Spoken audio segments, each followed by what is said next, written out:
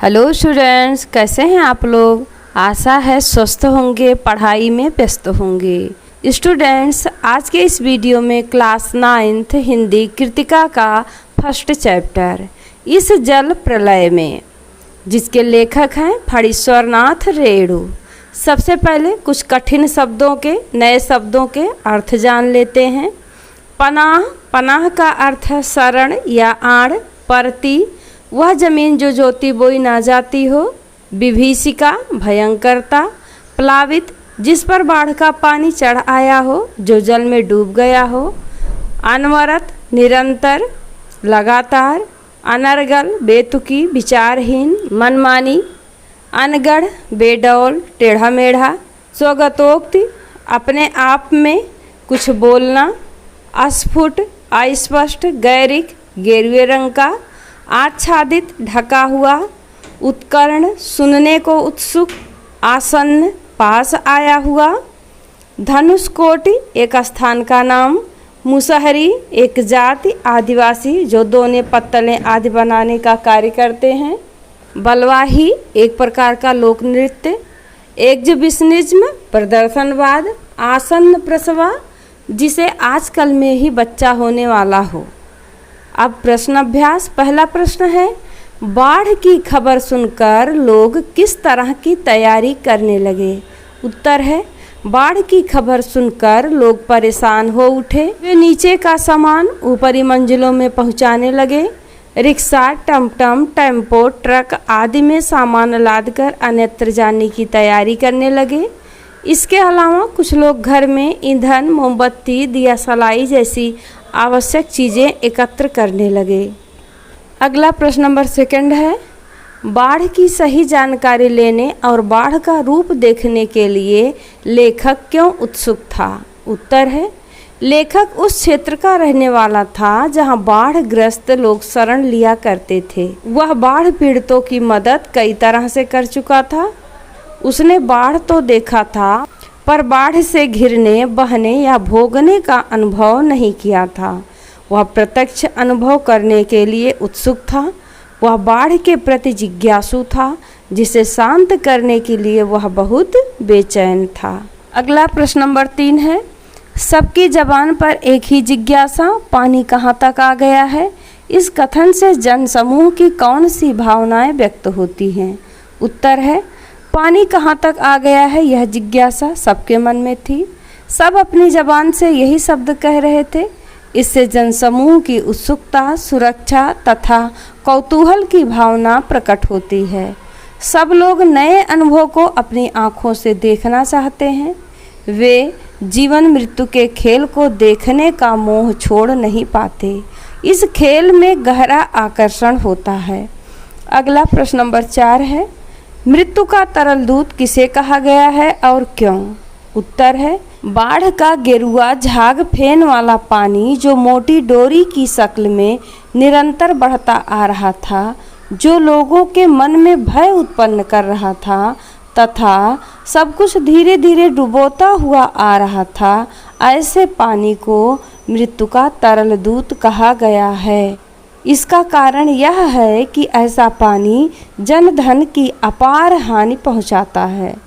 अगला प्रश्न नंबर 5 है, आपदाओं से निपटने के लिए अपनी तरफ से सुझाव दीजिए। उत्तर, बाढ़ जैसी आपदाओं से बचने के लिए मैं कुछ सुझाव देना चाहूँगी। नाले नालियों की प्रतिवर्ष समुचित सफाई की जानी चाहिए। नालों में पॉलीथीन की थैलियाँ आदि बहकर नहीं जाने देना चाहिए। नदी नालों के किनारों पर तटबंध बनाना चाहिए, जिससे उनकी जलधारण क्षमता बढ़ जाए और पानी बाहर ना आने पाए। शहरी क्षेत्रों में जल संचयन का प्रबंध करना चाहिए। लोगों को आपदा प्रबंधन की जानकारी दी जानी चाहिए। अगला प्रश्न नंबर 6 है, जब दानापुर डूब रहा था तो पटनिया बाबू लोग उलटकर देखने भी नहीं गए। अब बूझो, इस कथन द्वारा लोगों की किस मानसिकता पर चोट की गई है। उत्तर, उक्त कथन द्वारा लोगों की दूसरों को दुखी देखकर आनंदित होने की प्रवृत्ति, संकुचित स्वार्थी मानसिकता, संवेदनहीनता की स्थिति पर चोट की गई है। एक समय जब दानापुर डूब रहा था तब पटना के लोगों ने उनकी मदद नहीं की थी।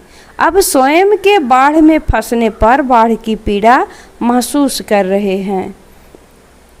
अगला प्रश्न नंबर 7 है, खरीद बिक्री बंद हो चुकने पर भी पान की बिक्री अचानक क्यों बढ़ गई थी? तो उत्तर है, बाढ़ आने का खतरा बढ़ गया था, इसलिए अन्य सामानों की दुकानें जहां बंद होने लगी थीं, वहीं पान की बिक्री अधिक बढ़ गई थी, क्योंकि लोग बाढ़ को देखने के लिए बहुत बड़ी संख्या में इकट्ठा हो गए थे। वे बाढ़ से भयभीत नहीं थे, बल्कि हंसी खुशी और कौतूहल से युक्त थे। ऐसे समय में पान उनके लिए समय गुजारने का सबसे अच्छा साधन था। अगला प्रश्न नंबर 8 है, जब लेखक को यह एहसास हुआ कि उसके इलाके में भी पानी घुसने की संभावना है, तो उसने क्या क्या प्रबंध किए? उत्तर, जब लेखक को एहसास हुआ कि उसके इलाके में भी पानी घुसने की संभावना है, तो उसने सबसे पहले गैस के विषय में अपनी पत्नी से पूछा। गैस की कमी जानकर कोयला और केरोसिन ऑयल का प्रबंध किया। उसने आलू, प्याज, मोमबत्ती, माचिस, सिगरेट आदि का प्रबंध किया।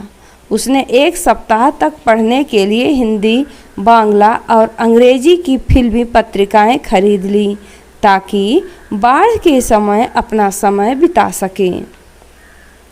अगला प्रश्न नंबर 9 है, बाढ़ पीड़ित क्षेत्र में कौन कौन सी बीमारियों के फैलने की आशंका रहती है?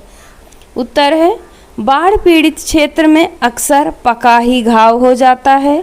बाढ़ के गंदे सड़े जल के कारण लोगों के पाँवों की तियाँ सड़ जाती हैं और तलवों में घाव हो जाता है।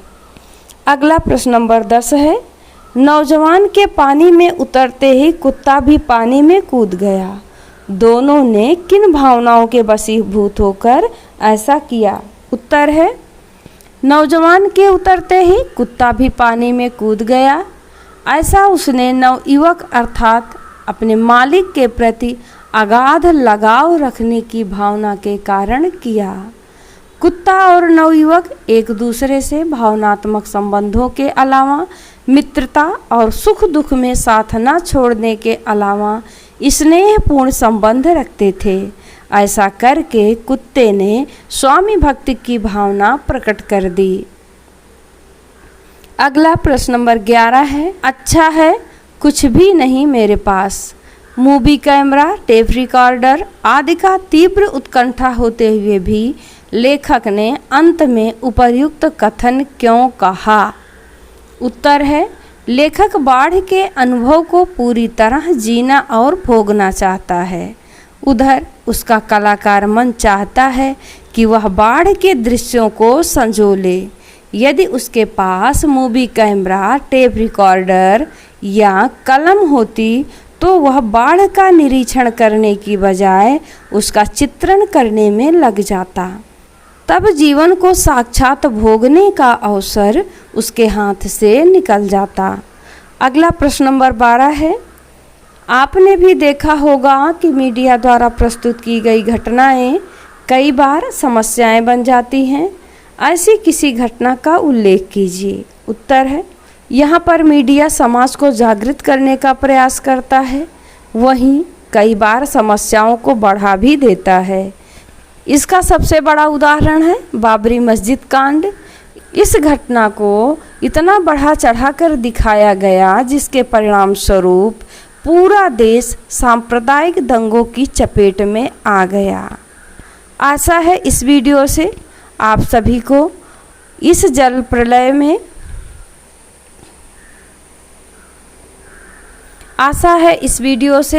आप सभी को कृतिका का चैप्टर इस जल प्रलय में इसका प्रश्न उत्तर करने में आसानी होगी। धन्यवाद।